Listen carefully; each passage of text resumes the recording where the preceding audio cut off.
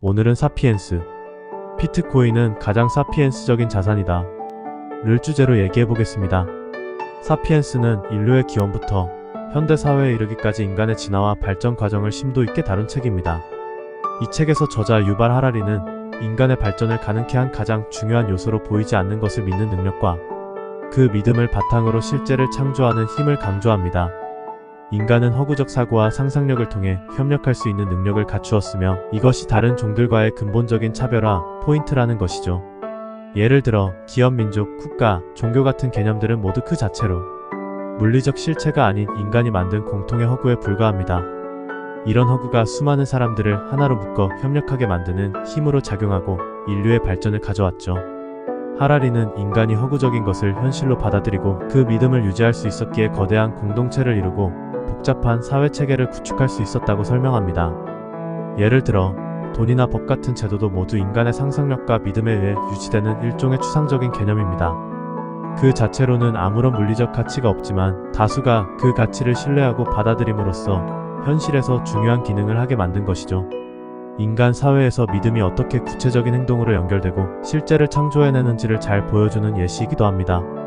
결국 인간은 단순히 눈앞에 보이는 것을 넘어서 상상력과 추상적 개념에 기반한 협력 구조를 구축함으로써 자연을 넘어서는 발전을 이루었고, 이는 인간이 지구의 지배적인 종으로 자리 잡을 수 있었던 핵심적인 이유라 할 수 있습니다. 이 책을 읽고 제가 생각한 채테크 관점에서의 교훈은 다음과 같습니다. 비트코인은 가장 사피엔스적인 자산이다. 사피엔스의 관점에서 비트코인을 바라본다면 집단적 신념과 가치 부여의 대표적인 사례로 볼 수 있습니다. 비트코인은 본원적 가치가 없다는 점에서 화폐나 귀금속과 차이를 보입니다. 하지만 다수의 사람들이 비트코인이 디지털 자산으로서 가치가 있다고 믿고 그것을 투자 자산으로 활용하기 시작하면서 점차 자산으로서의 가치가 견고해지고 있습니다. 이는 법정화폐와도 유사한 개념입니다. 법정화폐 또한 본질적으로는 종이 또는 디지털 숫자일 뿐이지만 정부와 사람들이 그것의 가치를 믿고 거래하면서 그 가치가 실제로 작동하는 거니까요. 사피엔스에서 말한 집단적 상상이 실제를 창조한다는 원리가 비트코인을 통해 잘 드러난다고 생각합니다. 다수의 사람들이 비트코인을 가치 저장소 또는 미래의 화폐로 믿는 한 비트코인의 가치는 유지될 것입니다. 결국 비트코인의 가치는 사람들이 그것을 얼마나 믿느냐에 달려 있습니다. 그리고 이미 어떤 특이점을 넘어서 비트코인은 자신의 위치를 공고히 한 것으로 보입니다.